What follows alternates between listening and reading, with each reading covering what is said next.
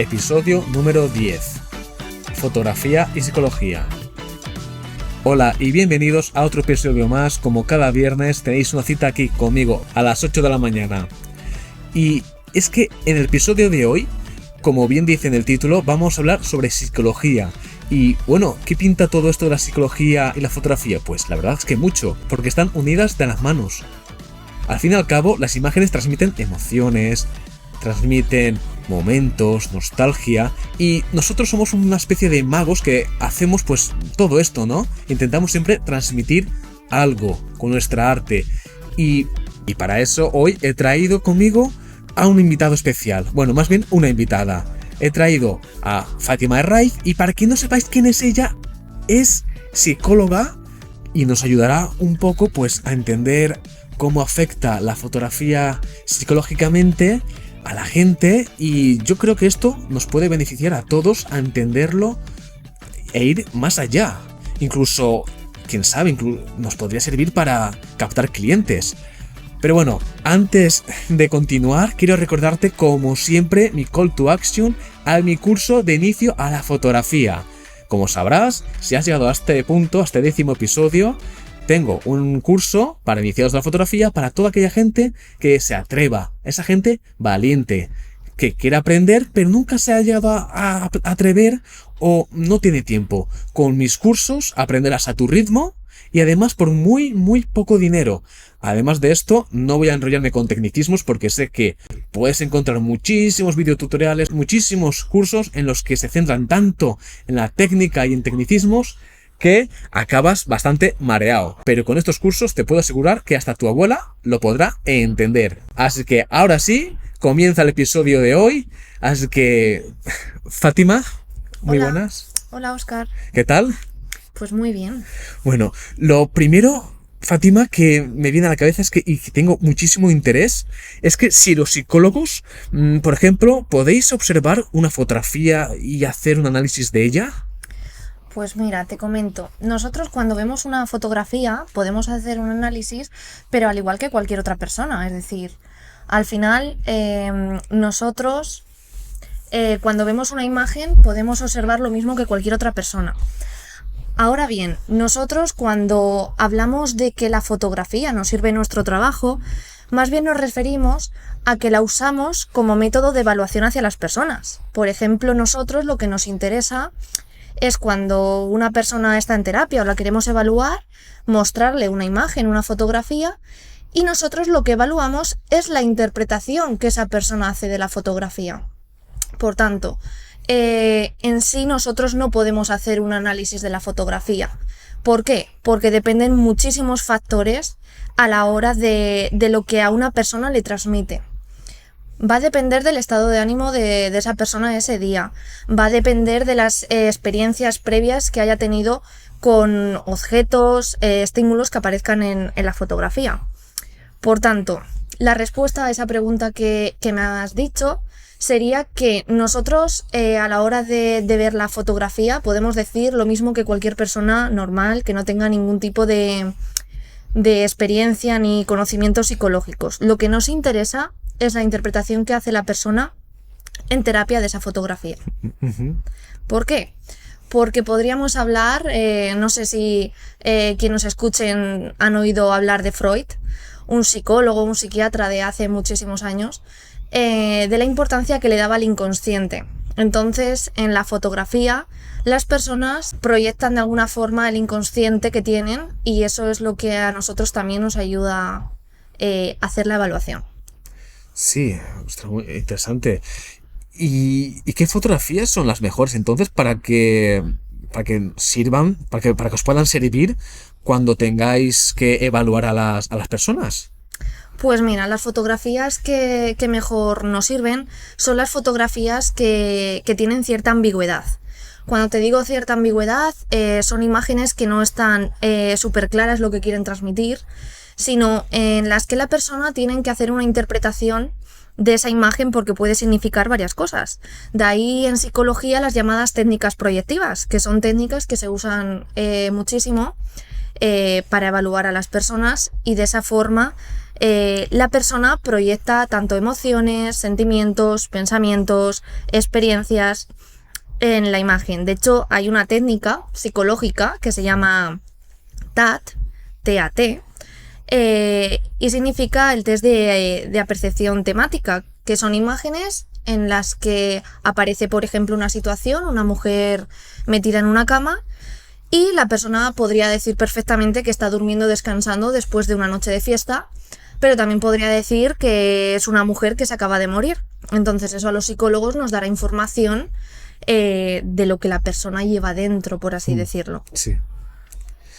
Entonces, además de poder evaluar con la fotografía las imágenes, las fotografías pueden afectar, pueden provocar emociones en las personas que lo ven, además de gustarles o no. Sí, claro. Cuando una persona ve una imagen, por supuesto que transmite emociones, transmiten pensamientos incluso acerca de esa imagen, ¿no? Pero todo esto, como he dicho antes, se va a basar un poco en la experiencia previa de esa persona, de cómo se encuentre anímicamente ese día, y todo eso va a influir a qué interpretación le da la imagen. De hecho, se ha visto que las imágenes, las fotografías, producen emociones en las personas, y no solamente se ha visto en estudios psicológicos basados en puntuaciones en cuestionarios, sino que incluso científicamente se ha comprobado a nivel neurológico en el cerebro que hay una estructura que se llama amígdala, que es una estructura relacionada con los sentimientos, sobre todo con la emoción de miedo, desagrado, y se ha observado que cuando se ven fotografías que son desagradables, que son molestas a la vista, sí, hay una activación de esa estructura. Sí, aunque sean desagradables, puede ser algo grotesco, puede ser algo feo, como no importa. Sí, pues como tú dices, puede ser grotesco, puede ser feo, o incluso, por ejemplo, cuando se presenta una imagen, este estudio que te estoy diciendo de la amígdala, se presentaban diferentes cuerpos, esculturas de personas, y dependiendo de si había una deformación en una parte del cuerpo que incluso no era accesible a la vista, una cadera, por ejemplo, por encima de lo debido, o un brazo un poquito más largo, nuestra amígdala lo detectaba. Se comprobaba que esas fotografías hacían sentir a las personas peor, y en cambio las esculturas que mostraban simetría hacían sentir a las personas mejor, y era algo inconsciente, se activaba la amígdala ante las situaciones desagradables. Entonces, sí que podemos decir que al final, si nuestra percepción de que algo sea bonito, no sea bonito, agradable o no, también está relacionado por la simetría, ¿no?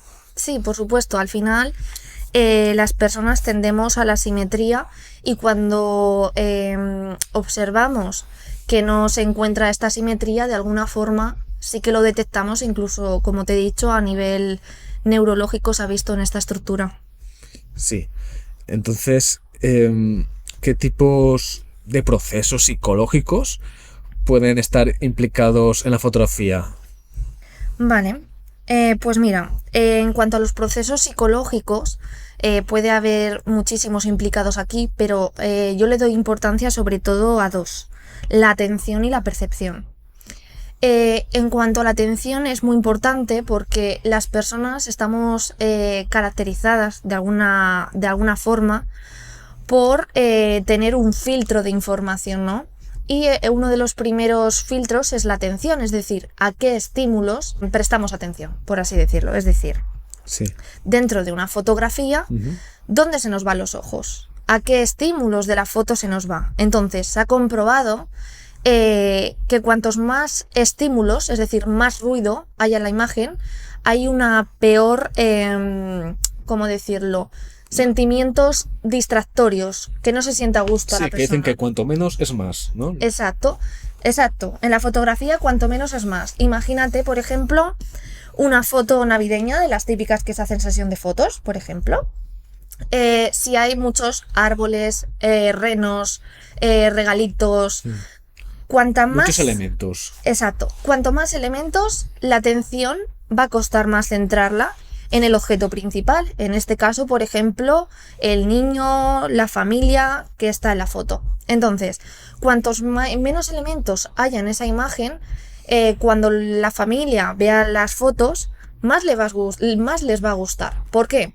Porque no es lo mismo ver una imagen con un montón de cosas que verse ellos, que por así decirlo es el elemento principal de la foto. Claro, correcto. Esto es con muchas fotografías que vemos que son minimalistas, absolutamente minimalistas, como un paisaje y de fondo hay un árbol así a lo lejos y bien colocado con la composición correcta y dices, wow, me gusta, es simple, es un árbol, es un paisaje que no tiene nada, pero tiene un gran peso visual. Pues de esto tiene mucha relación la composición, que estamos muy obsesionados los fotógrafos con la composición y explicar el por qué algo tan simple como un árbol en una esquinita, en uno de los tercios de la fotografía, tiene un gran mayor impacto visual, un gran peso, que si vemos ahí 5, 6, 8, 15, 20.000 árboles distribuidos, ¿no? De ahí podríamos ver una explicación psicológica a todo esto. De ahí la importancia de este capítulo, ¿no? Y cómo la psicología influye con las imágenes y nos explica todo esto. Sí, bueno, cuéntame, sigue contándome. Sí, pues totalmente, tienes razón en todo lo que has dicho. Al final, en la atención, uno de los procesos es la atención selectiva, y cuantos menos distractores, pues es mejor. Entonces, si hay menos ruido, como hemos dicho, menos distractores, pues a la persona le va a ayudar a centrar esa atención y le va a ayudar a ver lo que quiere. En este caso, pues a su hijo, a su nieto. Entonces, eso va a ayudar mucho. Por lo tanto, lo que habíamos dicho, en resumen, a veces menos es más. Además, en cuanto a estos procesos que me has preguntado, otro de las cosas muy importantes es la percepción. Sí. Es un proceso psicológico que también está implicado a la hora de la fotografía, porque al final la fotografía, si no hay percepción, pues no se puede ver. Bueno, por supuesto, como los colores, ¿no? Muchas veces jugamos con los colores, pero también con los blancos y negros, que dramatizan muchísimo, ¿no? Todo esto, pues claro, cuando jugamos, imagino, ¿no? Digo, he dicho percepción, a mí me han ido a la cabeza los colores, ¿no? Exacto. Pues no lo mismo una fotografía en color que en blanco y negro. La misma fotografía, con color o sin color, nos puede contar absolutamente cosas diferentes. Sí, totalmente, estoy de acuerdo. Estoy de acuerdo porque al final se ha estudiado también la psicología del color, que también ahora estamos en la fotografía, pero influye muchísimo también en el marketing. Entonces, al final, el color, cada color se ha visto que está relacionado con unas emociones. Hay estudios que demuestran que determinados colores, pues... pueden transmitir unas emociones o unos significados. Exacto. Justo eso. Entonces, por ejemplo, mira, te puedo decir algunos ejemplos, ¿vale? Por ejemplo, el rojo transmite emoción, deseo, intensidad, pasión. Entonces, cuando a una fotografía le quieras meter esos sentimientos y esas emociones, pues sería como el matiz de color ideal. Luego también hay otros, por ejemplo, el azul, que muestran como ese frío, ¿no? Esa paz, esa armonía. Y pues también lo puedes usar cuando tú quieras transmitir eso.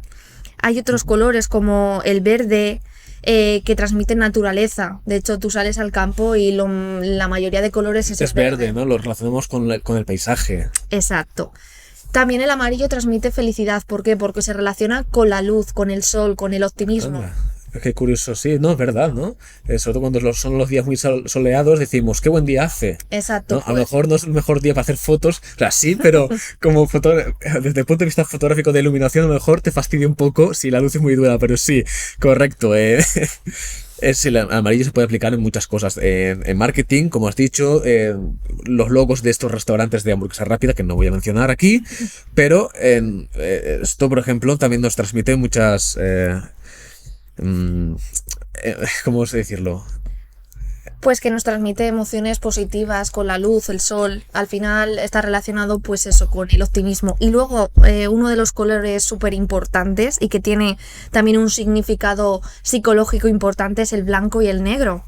El blanco está asociado a la pureza, ¿no? Y a la limpieza, y nos transmite cosas más buenas que el negro, porque el negro que a veces se usa en las imágenes y queda muy bonito, muy bien, ¿no? Muy elegante de alguna forma, pero el negro está asociado, que no se nos olvide, a la tristeza, a la oscuridad, a los misterios. Entonces, cuando quieras transmitir ese misterio, ¿no? En la fotografía sería muy adecuado usar ese blanco y negro. Y de esto también podemos hablar a nivel psicológico, cuando, por ejemplo, una persona está en depresión, ¿no? Y te dice, es que me encuentro en un pozo negro. Al final, el negro, de alguna forma, lo tenemos muy asociado a esa tristeza. Claro, pero- claro, porque así el blanco muchas veces, a fotografías que realizamos, algo tan sencillo como la nieve. Pongo ese ejemplo tan cogido, pero muy útil, ¿no? Vemos cuando se hacen fotografías en la nieve, pues siempre que nos está transmitiendo. Yo cuando veo este tipo de fotografías siempre es como algo limpio, pureza, no sé. Algo muy agradable. En cambio el negro, por ejemplo, me gusta mucho jugar yo en la fotografía con los negros, con el claroscuro, ¿no? Que es oscurecer muchísimo, transmite. No solo puedes transmitir algo feo, también puedes transmitir drama. O sea, que es, no solamente es terror, ¿no? Es según como tengas la iluminación, puedes transmitir drama y a veces quedan cosas realmente bestiales. Pero todos estos códigos de colores son muy importantes que los anotemos porque nos pueden ayudar a elegir la composición cuando hagamos fotografías. Cuando digo composición, no solamente me refiero a poner el ojo en el visor y encuadrar la imagen, sino a componer que esta persona lleve un color rojo, que nos puede transmitir, que el fondo sea amarillo, o que sea negro, o que sea. Todas estas piezas nos pueden ayudar a aportar un plus en nuestra fotografía, por lo que no hay que dejarlo al azar, siempre tiene que tener una coherencia todo, ¿no? Por ejemplo, tú, cuando vas a una boda, pues la novia no va a ir de negro, ¿no? Por supuesto, al menos en nuestra cultura, el negro simboliza justo lo opuesto, ¿no? Simboliza la muerte. Entonces no tendría mucho sentido. Entonces, con toda esta información, porque sé que es un episodio un poco técnico, pero muy interesante, ¿cómo podemos captar clientes aprovechando todos estos conocimientos? Bueno, pues muy buena pregunta. ¿Cómo captar clientes? Pues yo diría que usando las habilidades sociales básicas que a veces pues no se tienen, ¿no? También, sobre todo, el lenguaje no verbal juega un papel muy importante. Y cuando hablo de lenguaje no verbal, comunicación no verbal, me refiero a todas las cosas que transmitimos con el cuerpo. Desde que entra el cliente por la puerta hasta que sale. Todo lo que hacemos. Y cuando digo todo lo que hacemos es mirada, el contacto ocular, ¿no? Que hacemos con la vista, el cuerpo, los movimientos con los pies, los movimientos con las manos, la gesticulación. Y ahora... Sí, aquí hablamos ya lo que es ya la venta cara a cara. Sí, exacto. Cuando el cliente empieza a entrar por la puerta hasta que sale. Entonces, ¿cuáles son los consejos que se pueden, ¿cómo decir?, utilizar, ¿no? Para ganarte al cliente? Pues a ver, lo primero que el cliente tiene que sentir es seguridad, confianza. ¿Y cómo vas a ganar esto? Pues lo primero, transmitir confianza a través del contacto ocular, es decir, mirarle a los ojos, pero sin intimidar, ¿no? Es decir, una mirada de no te tengo nada que ocultar, te estoy mirando. Luego, otra de las cosas muy importantes es escuchar. Cuando hablo de escuchar es escuchar entendiendo y comprendiendo qué quiere ese cliente. No solamente responder y ofrecer todos tus productos, sino para vender algo necesitas saber qué quiere esa persona. No sé si estarás de acuerdo en eso. Sí, hay que cubrir las necesidades y también apelar a las emociones. Claro, por supuesto. Al final, cuando un cliente llega, se siente, no sé, Óscar, a qué emociones te refieres, pero yo desde lo psicológico, ¿vale? Hablando un poco de ahí, cuando tú al cliente le transmites tranquilidad, le transmites confianza, competencia y profesionalidad, las cosas van a ir mejor y él o ella, ese cliente, te va a tomar más en serio. ¿Cómo? Lo que estaba diciendo, lenguaje no verbal, transmitir seguridad a través de los movimientos de las manos. Si haces movimientos muy rápidos de las manos, hablas muy rápido, te estás moviendo todo el rato, eso les va a transmitir nerviosismo, intranquilidad y poca competencia. En cambio, si estás relajado, tranquilo, te explicas de una forma pues tranquila, eso va a ayudar al cliente a ver esa profesionalidad, esa competencia y que tú mismo confías en lo que estás diciendo. Sí, así es. Porque algo que me pone muy nervioso es cuando voy a un sitio y está pierna arriba, pierna abajo, moviéndose aquí, hacia adelante, hacia atrás, ¿no? Y eso, todo eso, como tú dices, nos transmite esa inseguridad, ¿no? Y que a lo mejor, pues, eres totalmente profesional en tu trabajo, a lo mejor eres el mejor fotógrafo del mundo y de la historia, pero hay que saber venderse y no todo es internet. Si tienes un estudio o un estudio que está cara al público, como la mayoría de fotógrafos, pues es muy importante eso, la recepción con la gente, saber tener un buen porte y no ponerse nervioso, que nos asegura el miedo, ¿vale? Que no pasa nada. Claro, otra cosa también importante a la hora de captar clientes, que no tiene que ver con el lenguaje no verbal, ¿no? Lo que estábamos diciendo, es importante también la variedad de ¿Opciones? que puedes mostrar tanto a nivel económico como de opciones de producto, ¿no? Porque al final las personas tendemos a necesitar opciones. Os pongo un ejemplo que no tiene que ver con la fotografía. Por ejemplo, a mí me ocurre cuando voy a comprar zapatos, cuando voy a comprar ropa, no me compro los primeros que veo en la tienda. Tengo que mirar mínimo 2 o 3 para comparar precios, para comparar estilos. ¿Qué ocurre? Si tú llegas a un fotógrafo que te ofrece todas esas variedades, no vas a tenerte que ir a otro. Ya tienes todas las ofertas en ese fotógrafo. Puedes elegir entre varios productos y entre varios precios.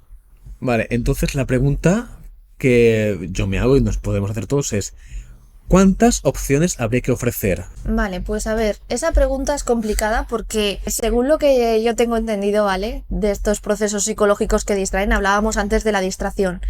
Ni es bueno muchísimos productos ni muchísimos precios porque al final te distraen y no te centras en ninguno. Pero tampoco es bueno solamente tener 2 productos porque al final es lo que he comentado antes. Al final te vas a otros sitios a observar. Yo, desde mi punto de vista, sí que pondría mínimo 4 presupuestos que incluyan diferentes cosas. Entonces, con todo esto que hemos hablado, ¿cómo influye la fotografía psicológicamente en las personas? Vale, pues mira, ya cambiando de tema, lo que estábamos diciendo de captar clientes a cómo influye la fotografía. La fotografía puede influir de muchísimas formas y maneras en una persona. En primer lugar, la fotografía que tú mismo te haces o que te hace un fotógrafo. Cuando hablo de esto me refiero a las fotos que ves de ti mismo, ¿vale? Porque luego lo otro es otro punto aparte. Entonces, ¿cómo influye las fotos que te hacen a ti y cómo te ves en esas fotos? Pues afectan a procesos psicológicos o a emociones, como por ejemplo la autoestima y el autoconcepto. ¿Qué quiere decir esto? Pues que conforme tú te vayas a ver en una imagen, puede afectar a la autoestima que tengas.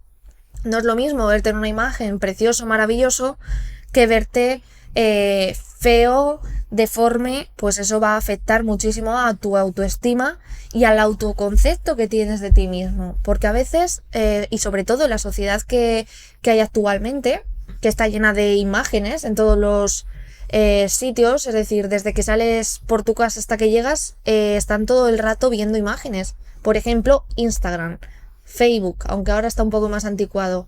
Pero todas esas redes sociales, esas plataformas, lo que te están mostrando son imágenes, imágenes, imágenes. ¿Qué ocurre? Que llega un punto en el que tiendes a compararte. Entonces, si tú has subido una foto maravillosa, pues puede ser que ese día te encuentres con la autoestima, qué bien, ¿no? Pero si durante tiempo te estás haciendo fotos en las que no te ves bien, pues al final tú te sientes mal, te sientes deprimida, te sientes que estás por debajo de los demás, tu autoconcepto empieza a cambiar porque por si alguien no sabe lo que es el autoconcepto es esa definición, ese concepto que uno tiene de sí mismo. Si yo soy guapa, si soy alta, si soy inteligente, si soy torpe, si soy delgada o si soy gorda. Entonces, al final llega un punto en que las personas se definen por su imagen ante el espejo.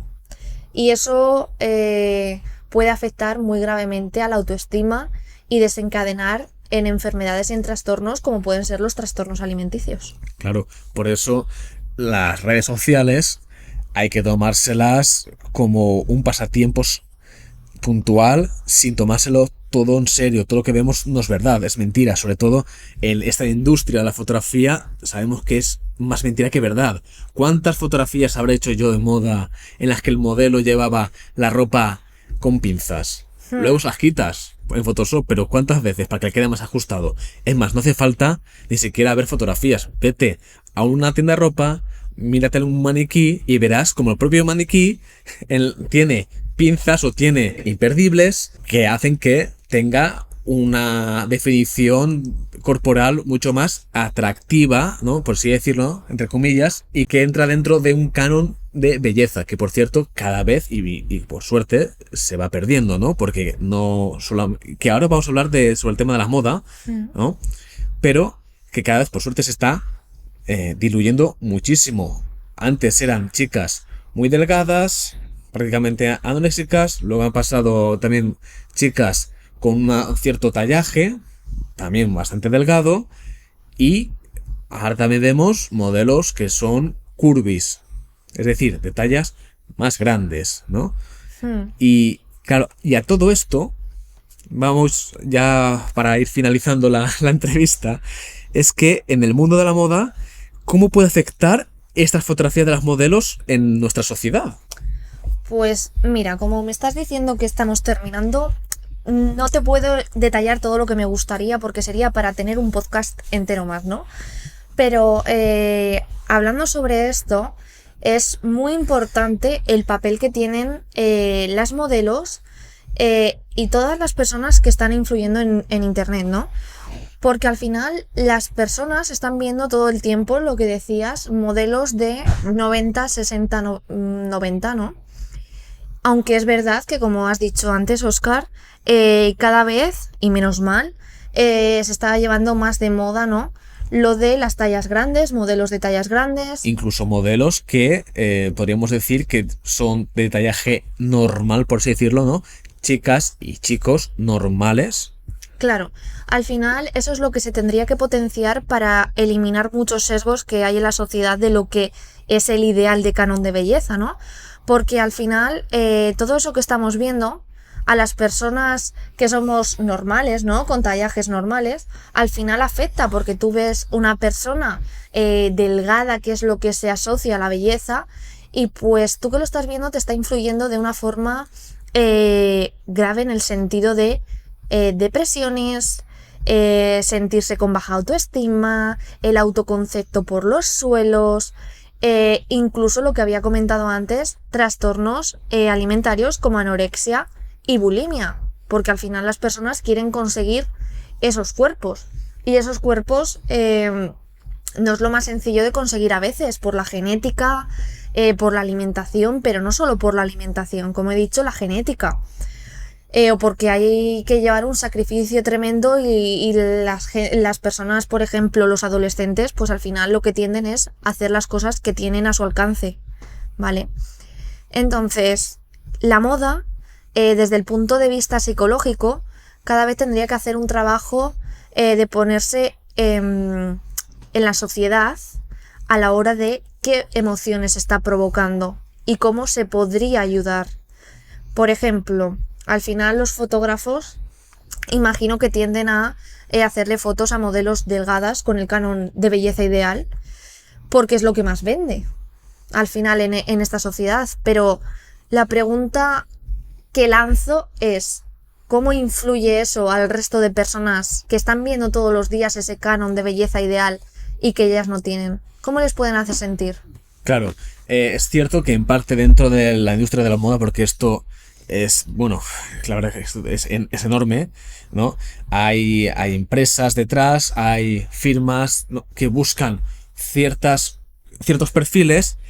Ellos ya son la base de la responsabilidad por buscar ese tipo de perfiles debido a razones X, razones Y, y luego, sí que pienso, esto es una opinión personal, que a lo mejor puedo estar equivocado, pero es personal, en la que una vez que está hecha la fotografía para la firma, para la empresa, para la marca, somos nosotros los fotógrafos los responsables de si quitarle un poco más de tripa, de quitarle un poco más de chicha o no, o que tenga, yo entiendo, por supuesto, la gente no somos simétricos, como hemos comentado, de la simetría, la importancia, y por supuesto, una cosa que solemos hacer muchas veces, que cuando vamos a licuar, por ejemplo, voy a la cara, pues no somos iguales. Por ejemplo, tenemos una ceja un poco más para adentro, un ojo un poco más abierto que otro.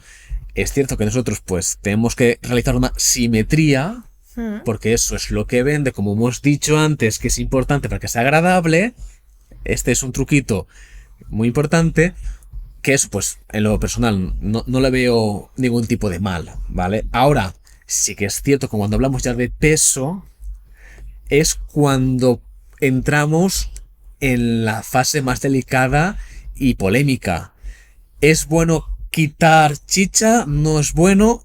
Yo creo, en lo personal, que puedes mejorar, pero tampoco cambiar a esa persona. Y cuando digo mejorar, me refiero a disimular un poco, para hacer esa imagen más vendible por todo lo que hemos hablado antes de la simetría, etcétera, etcétera, pero sin pasarnos. Y por supuesto, ante todo lo que se ve es mentira.